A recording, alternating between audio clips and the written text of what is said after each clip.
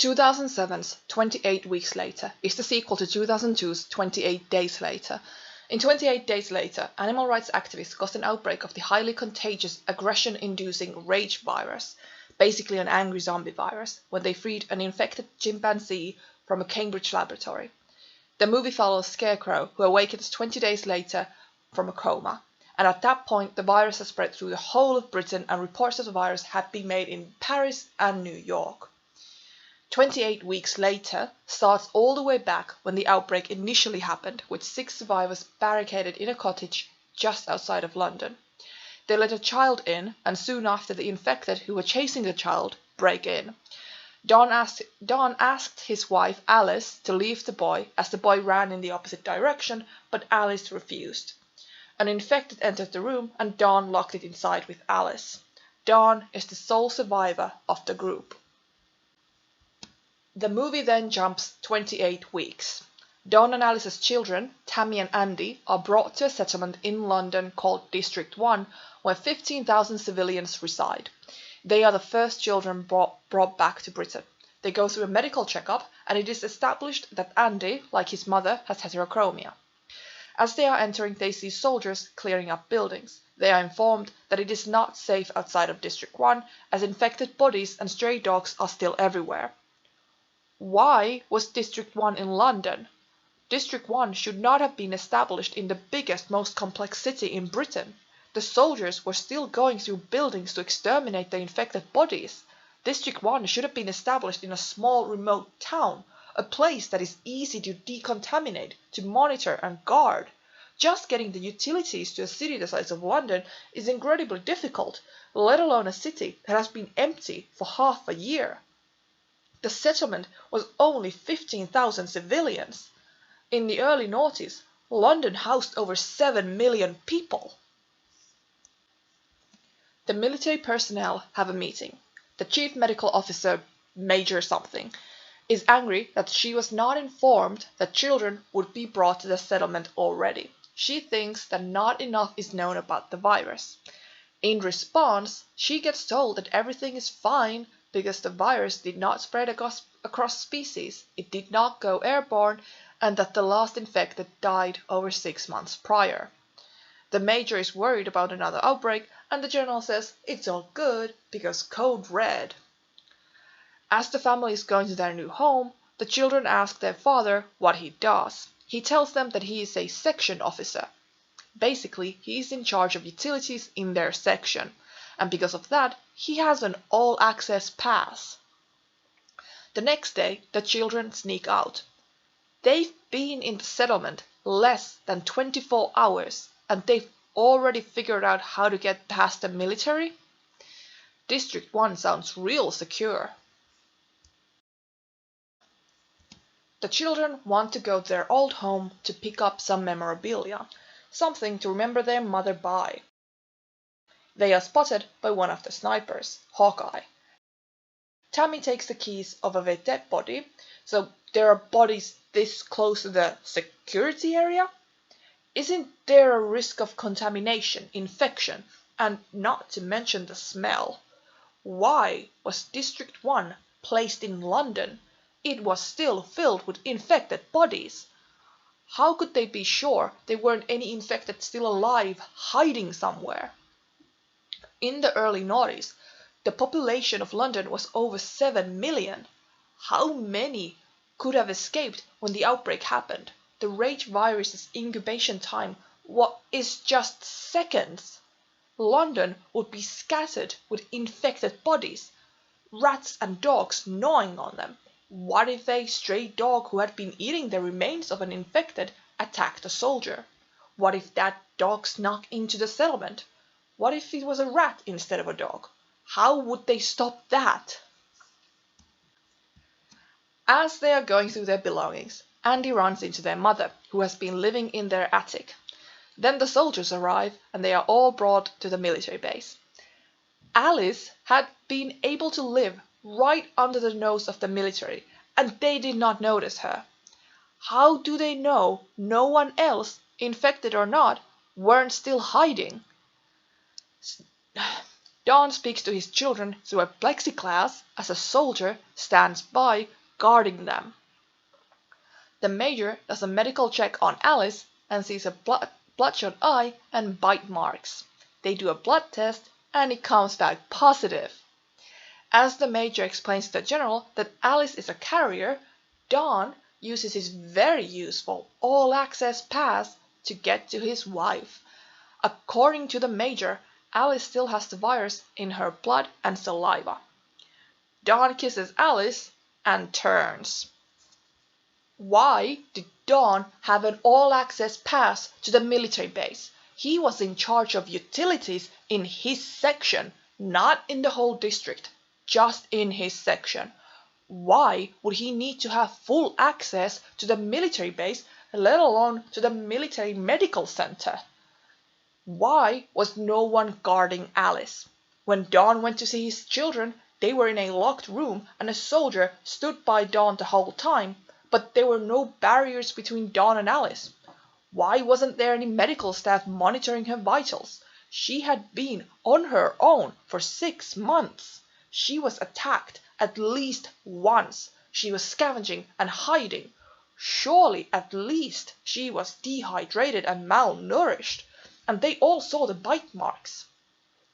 Alice should have been isolated, monitored, and heavily guarded, with limited access only by medical professionals in heavy protective gear who would have to go through decontamination after every visit. There is no reason why a civilian responsible for utilities should have access to her or to the medical center in general. Even if the children had not been there, Alice would have been found eventually and Don would have still had full access. The children are not at fault. The events would have still unfolded as they did without them. Whoever decided to establish District 1 in a place that wasn't fully decontaminated, a place that was impossible to secure, and who decided to give civilians full access to the military base is at fault. Just why? Don kills Alice, then miraculously leaves the locked room and goes on a rampage. How was he able to leave the locked room after he was infected? He needed his all-access pass to enter, so why didn't he need it to leave? Or were the infected able to function on that level? In the mayhem, the major goes to save the children, and a soldier is still guarding them. Why have a guard for 2 kids in a locked room, but not to a newly found survivor who has bite marks? The soldiers move civilians to containment areas and prepare to execute the mysterious Code Red. Andy gets separated. He ends up in a containment area with other civilians. The infected John breaks into the containment area. Andy sees his father and the civilians are stuck. Andy escapes through an air duct and the civilians start turning and attacking each other. Why are they moving civilians to containment areas? The incubation time for the rage virus is just seconds. They shouldn't be moving anyone, let alone to an unguarded car park. How is that secure? The air ducts were open. The doors didn't have proper locks. Number 1, the military base should be completely off limits to civilians. Why were there so many civilians at the military base? It was already dark out. What were they doing there? Number 2, they should have had locked, fortified doors and checkpoints everywhere. The whole district should have gone to full lockdown, including the military base. No moving civilians to containment areas. Every door should have been locked immediately, everywhere, stopping movement. Then soldiers should have gone from building to building, from room to room, clearing out any infected. There should have been more fortified, locked doors between Alice's treatment room and the rest of District 1.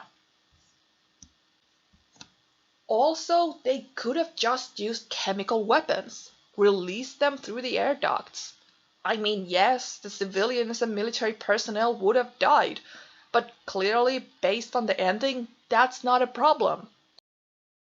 The snipers cannot distinguish between the infected and non-infected, so the general gives an order to shoot everyone. When Hawkeye sees Andy, he struggles to obey the command. He leaves his post. Andy finds his sister, who is hiding with the major and some other civilians. The major explains to them what Code Red means. Step 1.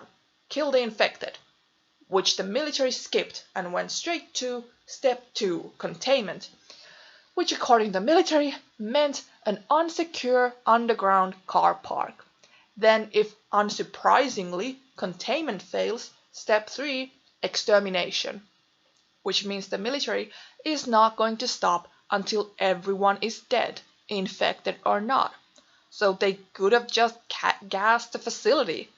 Clearly, they don't care. Hawkeye goes to where Andy is hiding. He tells them that at least in the cover of night, they have a chance of escaping.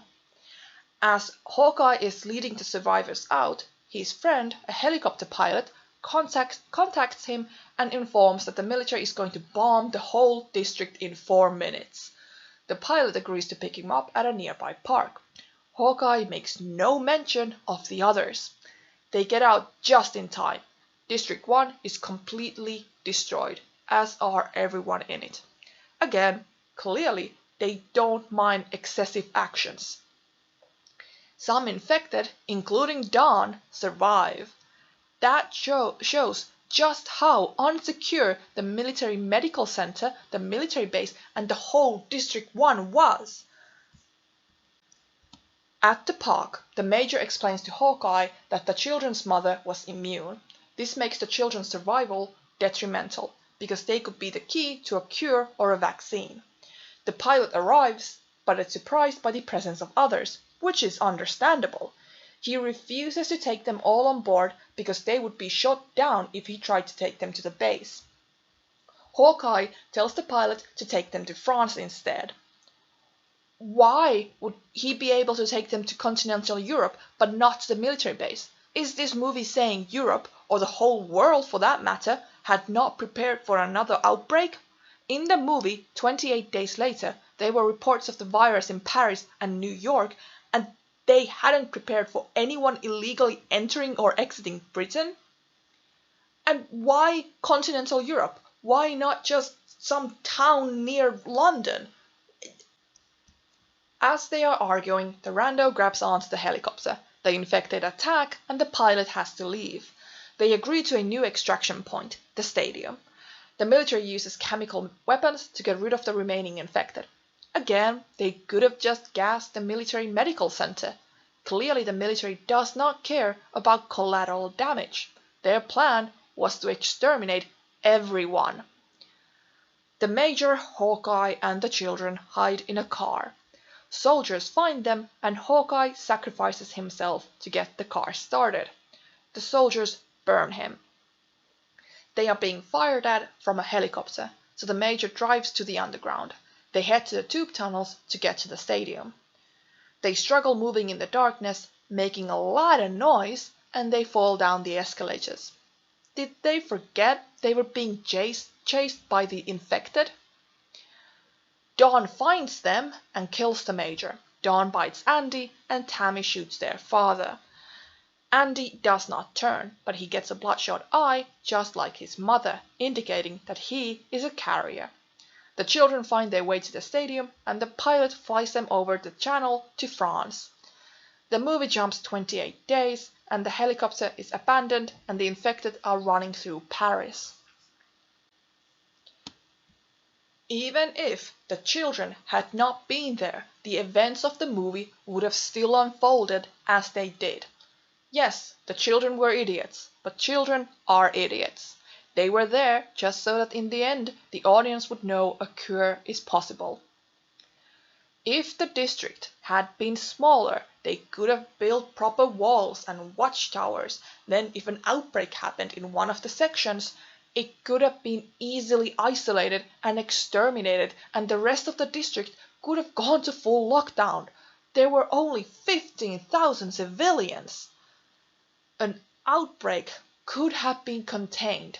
No sneaking in or out, no approaching without noticing, no infected bodies, no narrow winding streets and blind spots. And the military base should not have been integrated into the district. It should have been off limits to all civilians. London is an incredibly wealthy city. Everyone in that settlement had a motive to sneak out. The settlers had lost everything. The soldiers were going through buildings seeing what people had left behind. There was no one to come back and reclaim their possessions. The temptation to go and find valuables would have been insurmountable. District 1 should not have been established in London. Even if the children had not found their mother, and even if Alice had not been brought back to the base, someone at some point would have snuck out and they could have gotten infected from the millions of bodies that were still everywhere in London. The outbreak in Europe should not have been possible.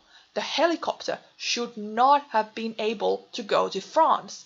The pilot said he could not take civilians to the military base because they would be shot down immediately. So why was he able to take them to continental Europe? There should have been exclusive points of entry and exit to Britain. Anyone trying to enter or exit Britain any other way should have been shot down immediately. Anyone leaving Britain should have had to quarantine, and everything with them should have been decontaminated. Just the virus alone would have been worth a fortune, not to mention the private possessions, the artifacts in the museums, and the precious metals and jewels and so forth. People would have been trying to enter Britain to loot. The rage virus's incubation time was mere seconds. It toppled a powerful country within days. Several nations would have wanted the virus.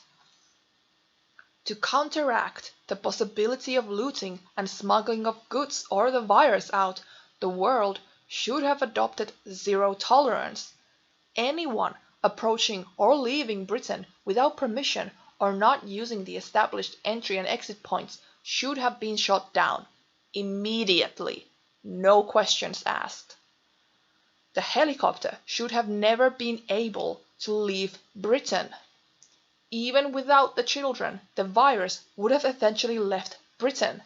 Just the helicopter alone was completely covered in the blood and guts of the infected.